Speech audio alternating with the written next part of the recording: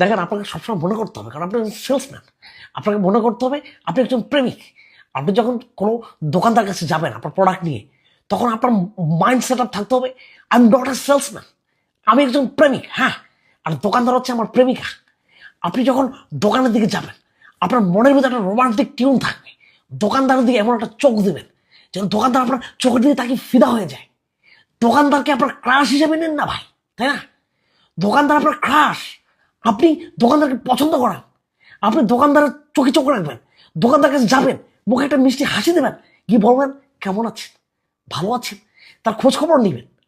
আপনি যখন একটা মেয়েকে পড়াতে যান, তখন আপনি কি বলেন? মেয়ের সামনে গিয়ে এরকম তো আপনি করেন, তাই না?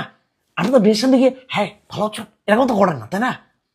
মেয়ের সামনে গিয়ে আপনি মিষ্টি করে হাসেন, তার চোখের দিকে তাকান, তার দিকে একটা মায়া মায়া কাজ করে আপনার।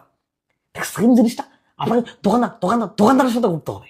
আপনাকে মনে করতে হবে আপনি যে দোকানে প্রোডাক্টটা উঠাতে চান, সেই দোকানদার হচ্ছে আপনার প্রেমিকা, আপনি হচ্ছেন প্রেমিক। আপনি আপনার প্রেমিকার কাছে প্রেম নিবেদন করবেন, আর প্রেমটা হচ্ছে আপনার প্রোডাক্ট।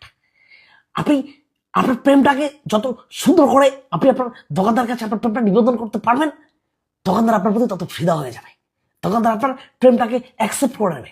এখন আপনি যদি প্রেম নিবেদন করতে না পারেন ভাই, সেখানেও তো আমাদের কিছু করার নেই, তাই না? সেখানেও তো আপনার প্রোডাক্ট বিক্রি হবে না। আর প্রোডাক্ট বিক্রি না হলে আমরা কি করবো? আমরা আপনার স্যালারি আটকে দেবো ভাই, আমরা আপনার টিএডি আটকে দেবো।